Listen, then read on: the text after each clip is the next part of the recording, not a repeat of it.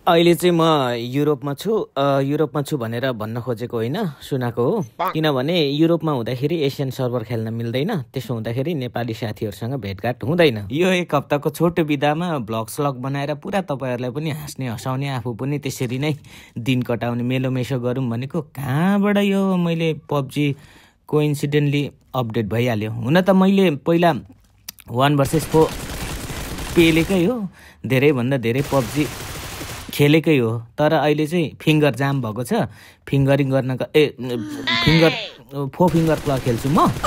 अनि यहाँनिर चाहिँ यसो ट्रेनिङ गरेर यसो अलिअलि सेन्सिटिभिटी मिलाउनु पर्यो। अन्धकार भएको जिन्दगीको रास्ता खुदन खास त तपाईँसँग राम्रो डिभाइस छ अनि तपाईँ राम्रो खेल्नु पनि हुन्छ, तर सेन्सिटिभिटी मिलेको छैन भने मा कसम बिग्रेको गाडी, च्यातिएको साडी र पात बिनाको झाडीले कहिले पनि इज्जत जोगाउँदैन। त्यही भएर मेरो सेन्सिटिभ यस्तो छ, किनभने म एकदमै प्रो खेल्ने बरो हो कि म। भाग्य हो कि तपाईँहरू पनौती, तपाईँहरू मसँग एसिया सर्भरमा गेम खेल्न सँगै पाउनु भएन। तर तपाईहरुले मेरो गेम प्ले हेर्न पाउनुपर्छ, देख्न पाउनुपर्छ। त्यो तपाईहरुको जन्मजात अधिकार हो। तपाईको यो नैसर्गिक अधिकारको लडाईमा तपाईहरुको जित सुनिश्चित गर्नका लागि चाहिँ मैले यहाँनेर 1 vs 4 लिभिकको गेम स्टार्ट गरिसकेको छु, ताकि तपाईहरुको अब आउने पुस्ताको भविष्य पनि एकदमै सुनिश्चित रहोस्। काठमाडौँमा मेलन्चीको पानी सहज मात्रामा काठमाडौँवासीहरूले उपभोग गर्न पाउनुपर्छ। जेनजी आन्दोलनले एकदमै निश्चित गन्तव्य पक्रिनुपर्छ। सुशीला कार्कीले अब आउने जेनजीहरूको मनोकामना र मनोभावना विपरीत काम गर्नु हुँदैन। हर्क साम्पाङलाई माटोमा भोट दिएर अबको प्रधानमन्त्री बनाउने बाटोमा हामी अगाडि बढ्नुपर्छ। केपी ओली मुर्दा कहाँ पुग्यो गेम।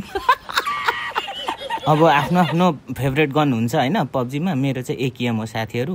एकेएम हातमा पर्यो भने चाहिँ फुत्त मोबाइलबाट निस्केर अफगानिस्तान पुगेर तालिबानलाई पनि जित्दिन्छु जस्तो लाग्छ। त्यस्तो खतरा चलाउँछु हैन। अलि कसैले तपाईँ नभनी आफै मपै भएको जस्तो भयो होला, भइराखोस्। होइन यसो हुन्छ नि त। अब मेरो फेभरेट गन एकेएम हो। यहाँ त छैन, यहाँ छ कि यो झोलामा छ। एकेएमले कन्फिडेन्ट लेभल बिल्डअप हुन्छ कि मेरो। अब धेर बोल्नु हुँदैन। अब तपाईहरुलाई प्रुफ देखाउनु पर्यो। को यता आयो, कोही आयो। मेरो केडी बढाउनु आउनु भएकोमा दुश्मनलाई एकदमै धन्यवाद। ओइ योसँग पनि बन्दुक रहेछ नि त। अनि त्यतिखेर मेरो एकेएमले कामै गर्दैन। फुक्क मरिगयो नि।